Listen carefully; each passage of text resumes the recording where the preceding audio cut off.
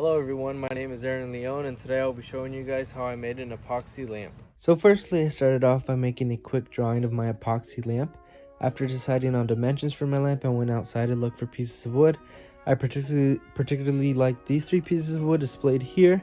After selecting these woods, I then proceeded to cut them down into smaller sizes using a chainsaw. Once they were cut down into smaller sizes, I then proceeded to cut them down even further using a handsaw. I initially was going to sand these pieces of wood to make them smooth. However, I sort of liked the rustic look these woods had and decided not to sand them. After cutting all my pieces of wood to the desired size I wanted, I then started to work on the base for my lamp. I found a scrap piece of wood I wanted to use and I proceeded to cut this base down to a 9" by 9" block. After this, I started working on the mold for my lamp. I found these scrap pieces of wood and decided I was going to cut them 14 inches in height and 9 inches in length. After these pieces were cut, I covered them with duct tape in order to prevent any epoxy to stick to the mold. I then proceeded to drill some holes into my base in order for me to screw in my wood pieces in place.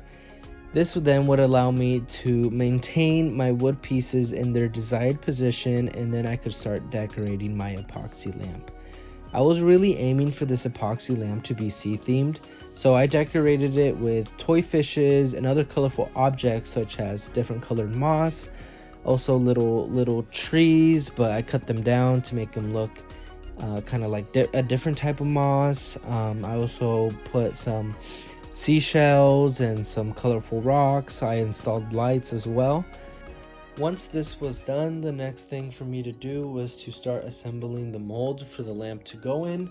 I screwed in the mold to the base of my epoxy lamp, and I added silicone to the edges to prevent any leakages from happening. I then mixed some 2-part epoxy, and I added some color to try to get that sea themed look.